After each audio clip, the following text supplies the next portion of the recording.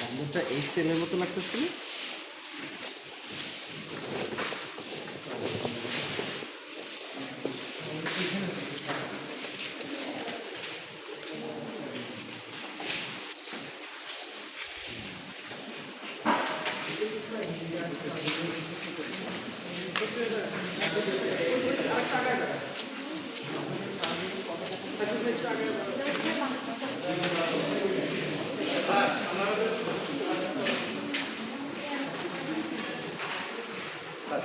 তাহলে তো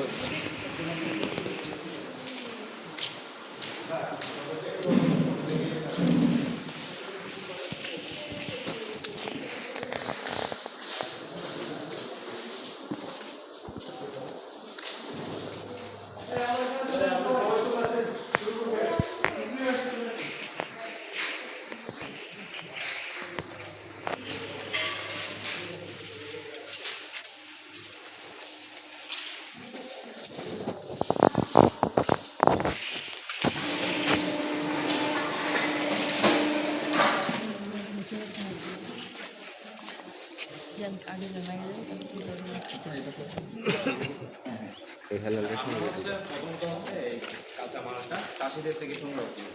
চাষিদের থেকে সংগ্রহ করার পরে আমরা এটা রোদে শুকাই। রোদে শুকানোর পরে এটা আমরা গ্রেডিং করি, বড় ছোট মাঝারি গ্রেডিং করে ফেলি। গ্রেডিং করার পরে সেটা আমাদের করতে হয় সিদ্ধ। আমরা বোলিং মেশিন আছে, এটা হচ্ছে এই পাশেটা হচ্ছে বোলিং মেশিন। আমরা সিদ্ধ করি, সিদ্ধ করার পরে এটা আবার শুকাইতে হয়। শুকানোর পরে এসে এটা কত হচ্ছে টেম্পারেচারে সিদ্ধ করেন? এটা হচ্ছে আপনার ওখানে টেম্পারেচার 3.4 বা এই ধরনের টেম্পারেচার আমরা শুকাই আর কি। জাস্ট হাওয়াটা দিয়ে আমরা শুকাই আর কি। এরপরে আসে হচ্ছে কাটিং। ব্যাপারটা ইউজ করে ব্যাপার সরাসরি পানিতে দেন না, না বাষ্পটা ব্যাপার এরপর হচ্ছে চলে আসে হচ্ছে কাটিংয়ে। কাটিং এখানে হচ্ছে এটা অটো কাটিং মেশিন, এটা হচ্ছে 6 কাটার আর এটা হচ্ছে 4 কাটার। হ্যাঁ, আমরা অটো কাটিং মেশিনে বাদামগুলো কাটি। মানে বাদামের সাইজ ওইটা হবে জি, গ্রেডিং অনুযায়ী, যে মানে বাদামের সাইজ অনুযায়ী আমাদের ব্লেড ছোটো বড়ো করে এরপর হচ্ছে কাটতে হয়। কারণ বড় বাদামের জায়গায় যদি ছোটো বাদাম দিই সেটা পড়ে যাবে, গলে যাবে, ডবল কাট পড়ে যাবে। আবার ছোটো বাদামের জায়গায় বড় বাদাম দিলে সে কাটবে না, সে পেটে দাগ দিয়ে ফেলে দিবে। সেই জন্য যে সাইজের ওই সাইজ অনুযায়ী ঠিক করে তারপর কাটতে হয় আর কি। কাটার পরে কাটিং হওয়ার পরে এটা একটু চালু করে দাও, চালু করো। কাটিং করার পরে আমাদের হচ্ছে বাদামটা এভাবে কাটিং হয়, এটাতেও কাটিং করা যায়, এটাতেও কাটিং করা যায়। এবার কাটার পরে এই বাদামটা হচ্ছে এই টুরিতে গিয়ে ওই ওখানে গিয়ে পড়ে, যেখানে হচ্ছে আপনার গ্রেডিং হয়। আপনার যদি ওই পাশটাতে জানা আর কি। চলো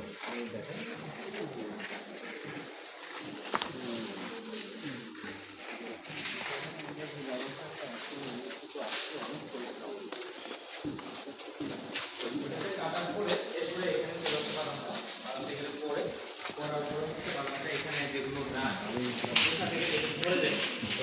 নিচে পড়লে, আর যেটা খোসার সাথে থাকে কিছু কিছু নাট খোসার সাথে লেগে থাকে, যেটা মহিলারা ম্যানুয়ালি কি ওটা স্কুপিং করে খোসা থেকে ওঠায়, আর যেটা ঝরে পড়ে যায় সেটা এখানে পড়ে থাকে। আর এটা এখান থেকে গিয়ে যেটা খোসা কানেল, খোসাটা কানেলটা ঝরে পড়ার পরে যেটা খোসা থাকে, খোসাটা হচ্ছে ওই জায়গায় গিয়ে এখান থেকে হচ্ছে খোসাটা আলাদা হয়ে যায়। কানেলটা এক পাশে চলে যায়, খোসাটা এক পাশে চলে যায়। দেন আমরা যে নাটটা পাই সেটা হচ্ছে এরপরে হচ্ছে ডায়ার উঠে যায়। এই পাশেরটা হচ্ছে আমাদের ড্রাই মেশিন, এইখানে হচ্ছে ডায়ার উঠে যায়। ডায়ারটা কি দেখে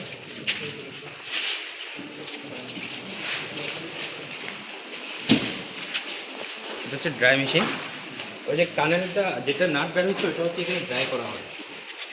এখানে ড্রাই করার পরে এটা এখানে ড্রাই করা হয়, বাট এটা কিন্তু খাওয়ার উপযোগী না এখনো, অনেক আরও কাজ বাকি আছে।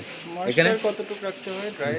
ড্রাই ড্রাই আমরা এই 4 ঘন্টা 5 ঘন্টা ওই ধরনের রাখি আর কি। কারণ হচ্ছে একটা বাদামকে আমরা মোটামুটি 7 ঘন্টা ড্রাই করতে হয়।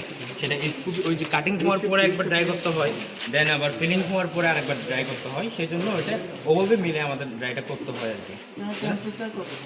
এটা তো হচ্ছে আপনার 70 80, আর হিউমিডিটি বা কিছু কন্ট্রোল 80তে হচ্ছে আমরা রাখি 4 ঘন্টা 5 ঘন্টা রাখি 80তে।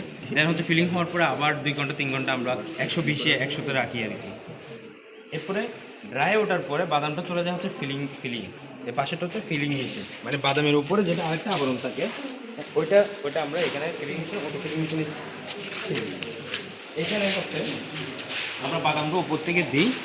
আর এটা ফিলিং, এটা টেম্পারেচার মেনটেন করে ফিলিংটা হচ্ছে আপনার ফিলিং হয়ে বাদামটা এখানে পড়ে। এরপর হচ্ছে বাদামটা এই জায়গায় এসে হচ্ছে এখানে গ্রেডিং হয়ে যায়। হ্যাঁ, অটো ফিলিং মেশিন। এরপর হচ্ছে এটা গ্রেডিং হয়ে যায় এখানে। গ্রেডিং হওয়ার পরে যেগুলো 100% ছিলে না, অনেকগুলো বাদাম আছে 100% ছিল না, সেটা হচ্ছে মহিলারা ম্যানুয়ালি 100% করে আর কি ওকে করে। এখানে ফিলিং থেকে হয়ে যাওয়ার পরে হচ্ছে ওই পাশে টেবিলে চলে যায়। যার যেগুলো হচ্ছে একদম 100% ছিলে যায় সেগুলো হচ্ছে আমরা কালার সটার ইউজ করি। কালার সটার দিয়ে ভালো খারাপ আলাদা করার পরে দেন হচ্ছে আমরা ড্রাই করে আবার প্যাকেজিংয়ে চলে যাই আর কি। আমরা যদি ওইদিকে চলে যাই এবার ম্যানুয়ালিগুলো দেখে আমরা।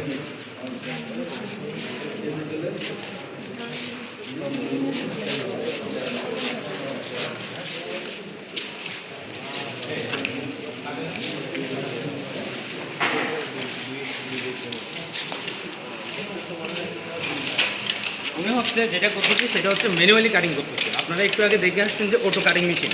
অটো কাটিং মেশিনে ঘন্টায় আমরা 100 কেজি 150 কেজি 200 কেজি কাটতে পারি। আর উনি সারাদিনে 50 কেজি কাটতে পারে, 60 কেজি কাটতে পারে। একটা একটা করে বাদাম উনি ম্যানুয়ালি কাটিং করতেছে, বুঝছেন? হ্যাঁ, উনি সারাদিনে 50-60 কেজি করে বাদাম ম্যানুয়ালি কাটতে পারে। এখান থেকে যেটা নাট বের হচ্ছে, যেটা ঝরে যাচ্ছে, এটাই ডায়ার উঠে ডায়ার থেকে নিয়ে একবারে ফিলিংয়ে চলে যায় আর কি। Filling manual cutting machine, manual cutting machine আর কি। ওইটা আপনার একটু আগে যেটা দেখে আছেন ওইটা হচ্ছে অটো কাটিং মেশিন, এটা হচ্ছে ম্যানুয়াল কাটিং মেশিন আর কি। এখান থেকে যাওয়ার পর এটা হচ্ছে ম্যানুয়াল দেখালাম। এটা হচ্ছে ম্যানুয়ালি হচ্ছে মেয়েরা হচ্ছে ওই যেটা 100% ওকে করতে আর কি, এই পাশের টেবিলে। আর এই পাশে আমাদের একটা বিষয় আছে, এটা হচ্ছে কাজু বাদামের তেল, একটু দেখতে পারেন। মানে বীজটা রাইট, এটা হচ্ছে এটা আমরা আনি।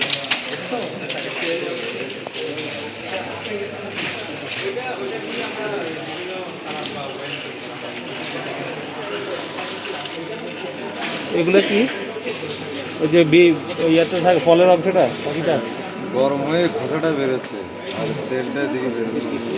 এখানে কত টেম্পারেচার হয় লেখা থাকে কোথাও? দেখা না, এটা 150 এরকম। এটা হচ্ছে কাজু বাদাম তেল, যেটা আমরা এখনো ল্যাবে নিয়ে পরীক্ষা করা হয় নাই। কাজু বাদাম থেকে যেটা ড্রাগ কাজু বাদাম থেকে বের হয় আর কি। হ্যাঁ, বাট এটা আমাদের যেটা অ্যাসিড আছে নাটার ভিতরে, ওটা হচ্ছে হেভি অ্যাসিড। হাত লাগলে হাত একদম ছিঁড়ে যায়, ফুসকা পড়ে যায়, হয়ে যায়। বাট ওই অ্যাসিড কিন্তু এর সাথে হারমাল।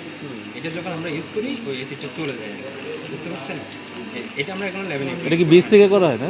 অবশ্যই কাজু বাদাম আর থেকে। এখানে টেম্পারেচারটা বেশি মনে হচ্ছে না? টেম্পারেচার ওভাবে আমরা এখানে মেনটেন করতে হয় না, এখানে যেভাবে ওভাবে করে দিচ্ছি মেশিনটা বলতে টেম্পারেচার কারণে তেলের কোনো সমস্যা হয় নাকি? না, এটা হচ্ছে আপনার পেস্ট করে হচ্ছে তেলটা বের করে ওই জিনিস বাকি অংশটা হচ্ছে ওখানে ফেলে দেয় আর কি, চিপসের মতো করে ওটা একদম শুকিয়ে ওদিকে ফেলে দেয়, বুঝতে পারছেন?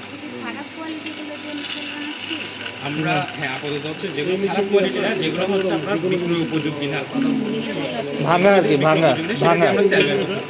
বাট এটা কিন্তু নষ্ট হয়ে গেছে তা না, কারণ এটা ন্যাচারাল। আমি যদি এখানে সল্টেক্স ইউজ করতাম, এখানে যদি লবণ চিনি তেল ইউজ করতাম, তাহলে এটা নষ্ট হয়ে যেত। এখানে কোনো কিছু ইউজ করা হয় খেতে হয়তো ভালো লাগবে না, কিন্তু এটা থেকে তেল না না এখন পর্যন্ত হয় নাই। বাট এটা কি ফার্দার ইউজ করে? এগুলো কি করেন পরে এগুলো নিয়ে? অনেক উপকার। হ্যাঁ, এগুলো বাদ। উপকার একটা হয় যেহেতু মানে এগুলো কি কোনো সার টার বা কিছু ইউজ করা যায়? খৈল যেরকম করে খৈলের মতো করা যায় নাকি? এগুলো খাদ্য হিসেবে ব্যবহার করা যেত। এগুলো কি খায়, মুরগি খায়? খেতে পারে। এখন আমরা এগুলো নিয়ে কোনো ইয়ে করি। ওগুলো ফেলে দেন? যা তেলটা বানাচ্ছে এটা অ্যাসিডের কাজে লাগে।